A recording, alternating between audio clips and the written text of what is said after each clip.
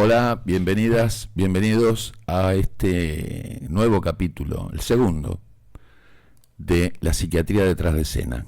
Programas que hacemos junto a Malena Fontán, psiquiatra ella, gran profesional y gran amiga.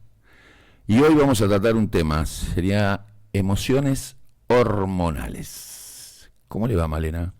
Hola Jota, ¿cómo estás? Acá contenta de seguir en el mes de la mujer. La idea es continuar hablando de lo que nos pasa a nosotras y hoy vamos a hablar un poco de lo que pasa con las hormonas.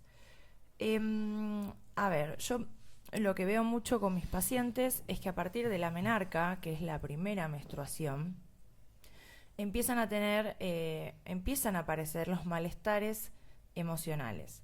¿Por qué? Porque nosotras tenemos cada 28 días el ciclo menstrual y van variando los niveles en sangre de nuestras hormonas.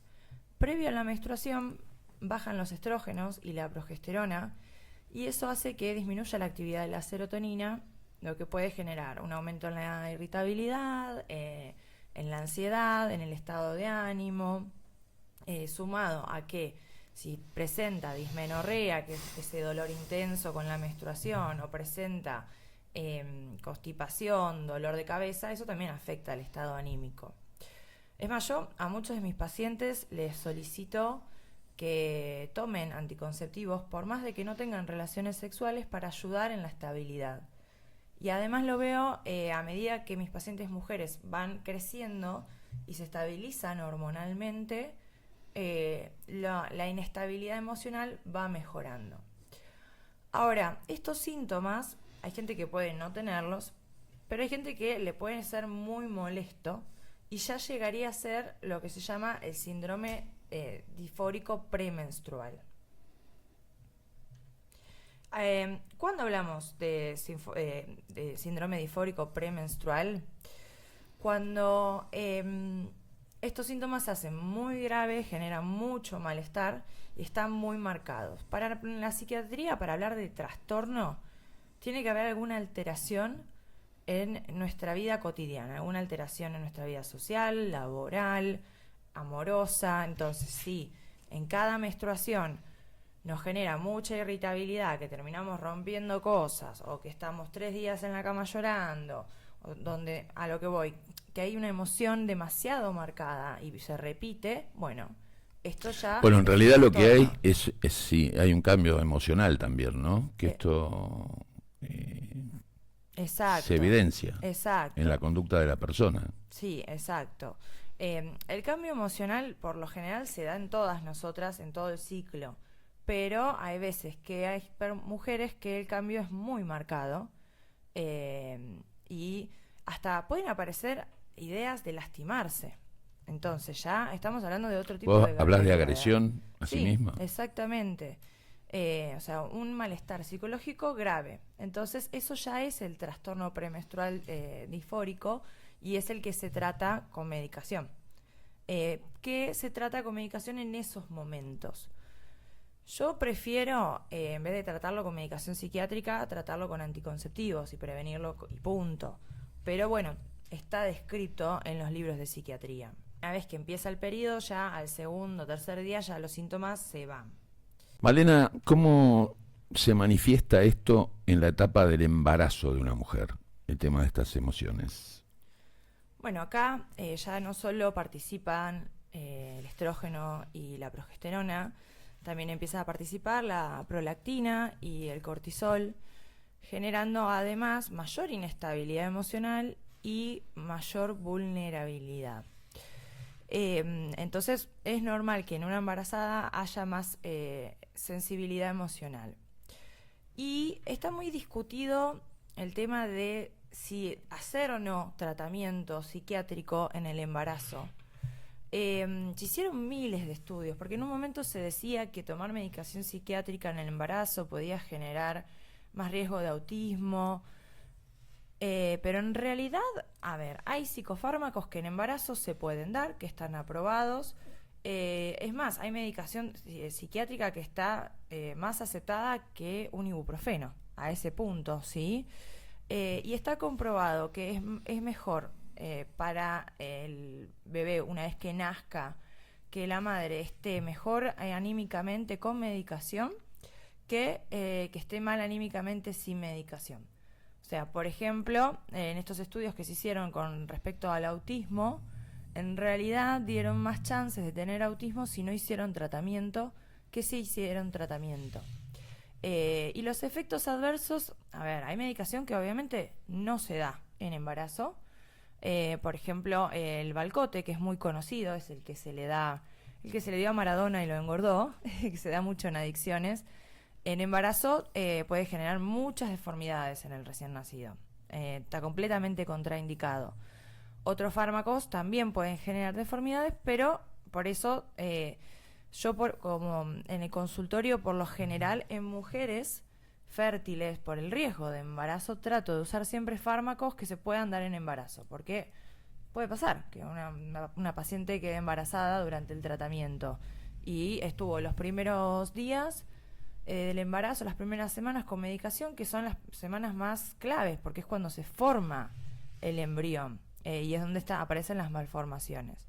Así que sí, hay muchas patologías en el embarazo, pero lo peorcito viene después, en el puerperio. Eso te iba a preguntar, ¿qué sucede después?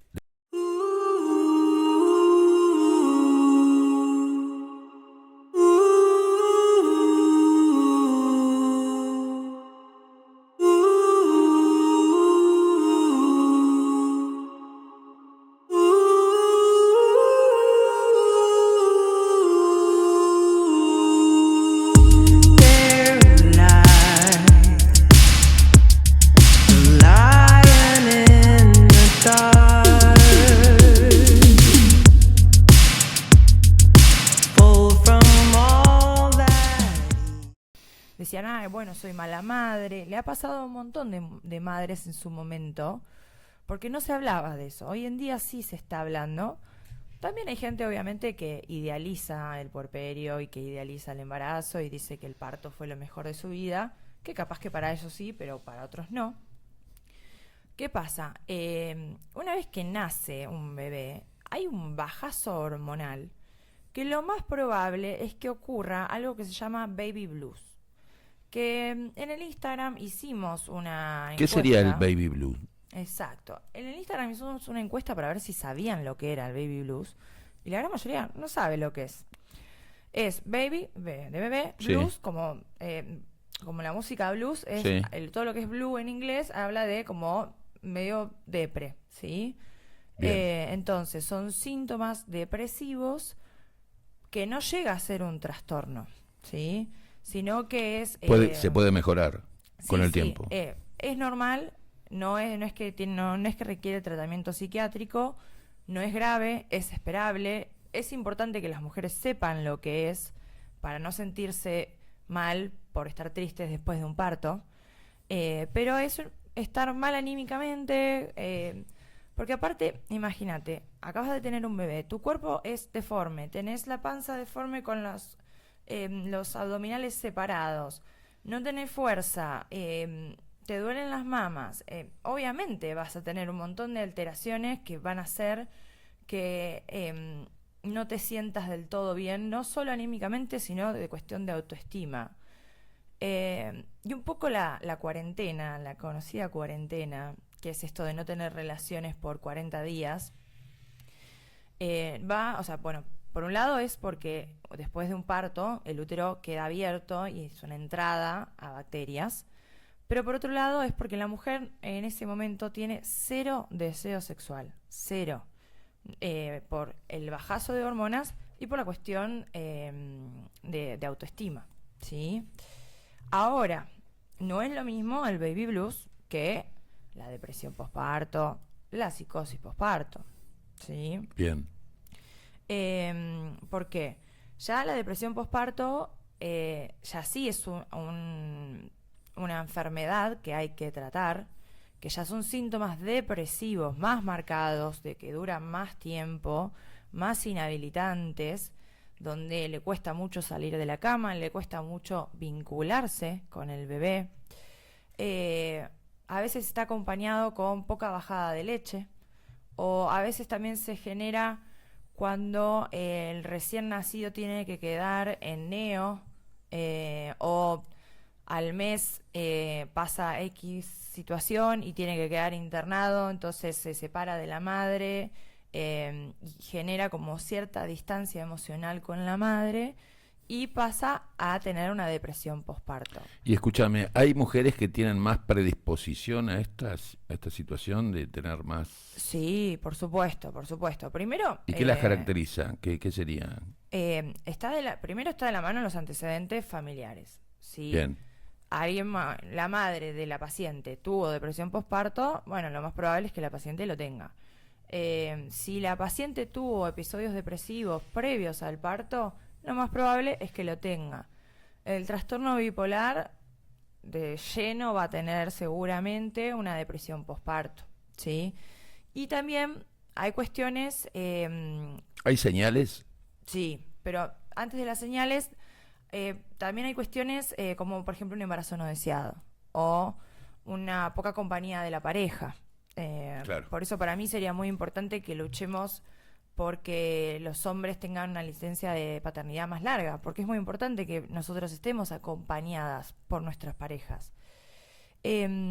Así que no es solamente la cuestión genética y biológica, hay cuestiones también del entorno que pueden generar la depresión. ¿Qué me preguntabas recién, Jorge?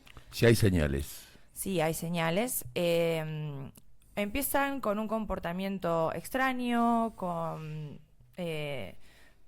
empiezan a aislarse, a no querer salir de la casa, a estar mucho en la cama, a no tener tanto contacto tanto feeling con el bebé, ¿sí?